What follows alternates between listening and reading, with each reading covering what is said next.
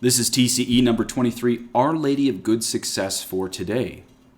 So many of you know that Our Lady of Good Success is a 16th century apparition of Mary to a Spanish nun living in South America. Now, many of you might tune out already when you hear Our Lady of Good Success because you only think of doomsday stuff. And at this point of sadness in the Catholic Church, you are right to hear that.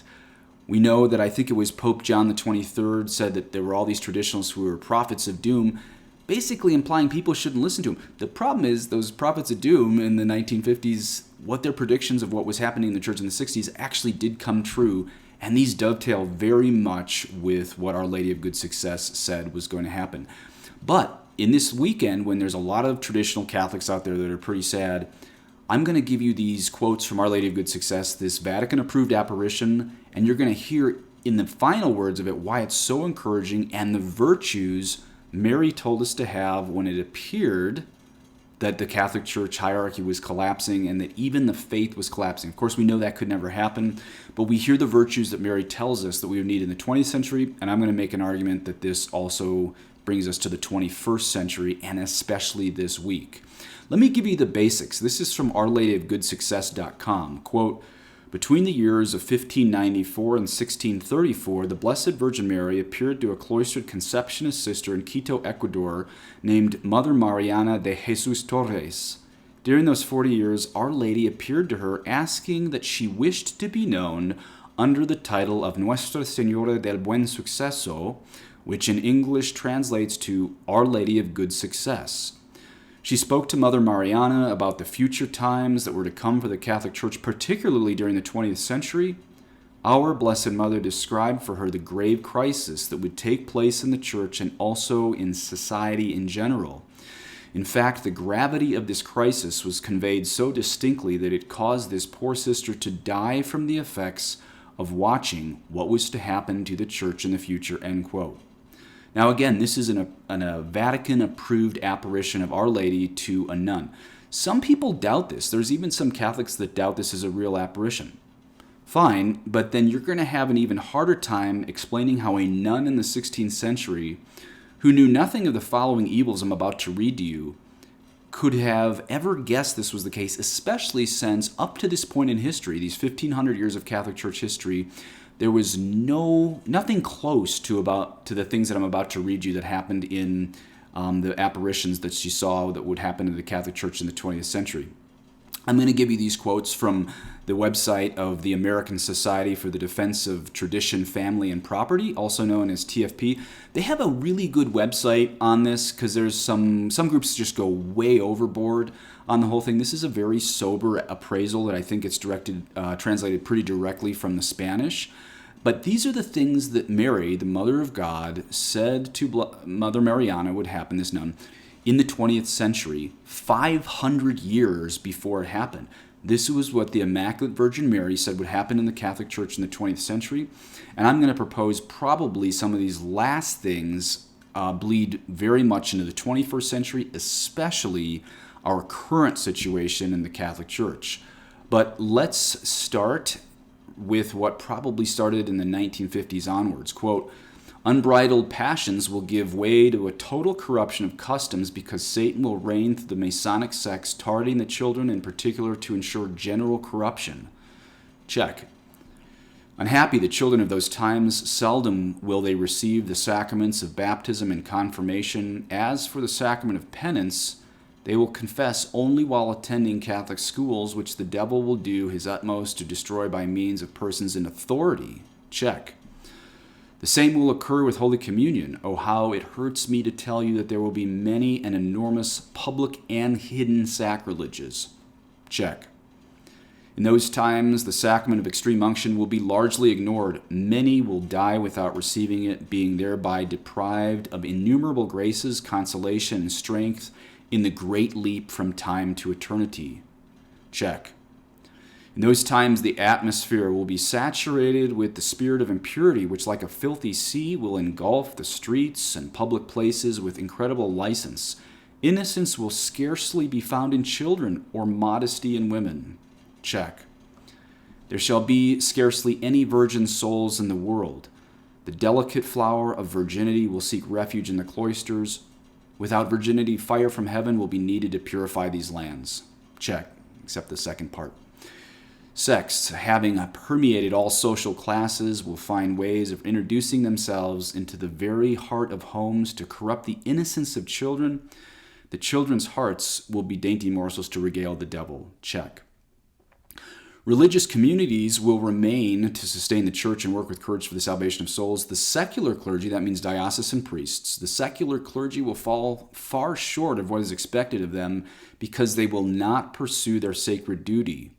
Losing the divine compass, they will stray from the way of priestly ministry mapped out for them by God and will become devoted to money, seeking it too earnestly. Check. The sacrament of matrimony, which symbolizes the union of Christ with the church, will be thoroughly attacked and profaned. Masonry, then reigning, will implement iniquitous laws aimed at extinguishing this sacrament. They will make it easy for all to live in sin, thus multiplying the birth of illegitimate children without the church's blessing. Check. And by the way, let me pause Our Lady's words to Mother Mariana here. How in the world could Mother Mariana have known that Catholics would have all these illegitimate children living outside of wedlock 500 years from then? There's just no way that she could have ever guessed this. It's no wonder she died of this. Next one that Mary says to Mother Mariana. Secular education will contribute to a scarcity of priestly and religious vocations. Check. The Holy Sacrament of Holy Orders will be ridiculed, oppressed, and despised. For in this, both the church and God himself are oppressed and reviled, since he is represented by his priests. Check. The devil will work to persecute the ministers of the Lord in every way, working with baneful cunning to destroy the spirit of their vocation and corrupting many. Those who will thus scandalize the Christian flock will bring upon all priests the hatred of bad Christians and the enemies of the one holy Roman Catholic and Apostolic Church. This apparent triumph of Satan will cause enormous suffering to the good pastors of the church. Check. Okay, now for the good news. Mary said to Blessed Mariana, unhappy times will come wherein those who should fearlessly defend the rights of the church will instead, blinded despite the light, give their hand to the church's enemies and do their bidding. But when evil seems triumphant and when authority abuses its power, committing all manner of injustice and oppressing the weak, their ruin shall be near. They will fall and crash to the ground. Well, I think that day is coming, and we have to ask, what will it look like? Well, Our Lady of Good Success then said, quote, then will the church, joyful and triumphant like a young girl, reawaken and be comfortably cradled in the arms of my most dear and elect Son of those times, if he lends an ear to the inspirations of grace, one of which will be the reading of these great mercies that my Son and I have had toward you. We shall fill him with graces and very special gifts, and will make him great on earth and much greater in heaven. There we have reserved a precious seat for him, because heedless of men, he will have fought for truth and ceaselessly defended the rights of the church, deserving to be called martyr. End quote. That is, that the church will be led by a great man. Up to that point, it will be only a few keeping the Catholic faith. And then here's the key to that, because I know there's a lot of people hurting out there, especially those in the Latin Mass world. Listen to this. This is how Mary said we would keep the faith in these really tough times, which is, again, was why I think Our Lady of Good Success bleeds from the 20th century into the 21st century. This is, again, the Blessed Virgin Mary to Mother Mariana. Quote, the small number of souls who will secretly safeguard the treasure of faith and virtues will suffer a cruel, unspeakable, and long martyrdom. Many will descend to their graves through the violence of suffering and will be counted among the martyrs who sacrifice themselves for the country and the church, end quote. Now, as I tell you a lot, the past 100 years have seen more martyrs than any time in church history. 45 million of the 70 million martyrs in 2,000 years, 45 million of those have happened in the past 100 years. But there seems to, and those are mostly in the Eastern Hemisphere, but there seems to be an implication of the white martyrdom in the Western Hemisphere that we're going through when Mary just said the small number of souls who will secretly safeguard the treasure of faith and virtues will suffer a cruel, unspeakable, and long martyrdom. Now, here's my favorite quote. I'm going to give this in Spanish, and there's any Spanish listeners out there. But it's also good if there's people who even dabble in Spanish or English speakers to hear how Mother Mariana would have heard Our Lady say it. She says, Los hombres libres de la esclavitud de esas herejías, aquellos a quienes El amor misericordioso de mi Hijo Santísimo destinará para la restauración, tendrán una gran fuerza de voluntad, constancia, valor y mucha confianza en Dios. Para probar esta fe y la confianza de los justos, habrá ocasiones en las que todo parecerá estar perdido y paralizado. Esto entonces será el feliz comienzo de la restauración completa. Okay, here's my translation of that. The free men from the slavery of these heresies, those who the merciful love of my most holy Son will destine for the restoration, will have a great strength of will, constancy, valor, and much trust in God. To test this faith and the trust of the just, there will be times when it will seem all is lost and paralyzed. You might have heard those two words in Spanish, perdido y paralizado. So this was the two words that Mother Mariana would have heard. This then will be the beginning of the complete restoration. What does she mean? It means the restoration of the church. This isn't a revolution in the church. Restoration means something will have been lost that we have to return to. That's what restoration means. We just heard that. El feliz comienzo de la restauración completa.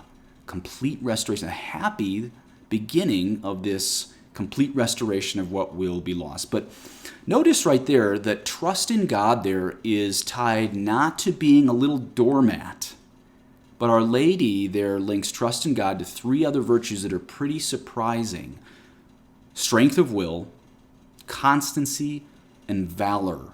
Valor in Spanish, same word, same spelling, but if you look this up in a dictionary, it can tell you things like guts and gallantry. It's going to take some guts. So these are the three virtues to pray for if you feel sad or down, crestfallen, or just feel a lot of despondency with how much fear many of you have for where the Latin Mass might be going. Don't worry about it. Mary just said what you need is trust in God, strength of the will, constancy and valor, guts and gallantry. And finally, the prayer Mary gave. She said, or rather the exhortation, the admonition Mary gave us that I want to close with. She said, pray constantly, implore tirelessly, and weep bitter tears in the seclusion of your heart, beseeching the Eucharistic heart of my most holy Son to take pity on his ministers and to end as soon as possible these unhappy times by sending to his church the prelate who shall restore the spirit of her priests. Please say an Our Father for me, et benedictio Dei omnipotentis, Patris et Filii et Spiritus Sancti, descendet super vos et manet semper. Amen.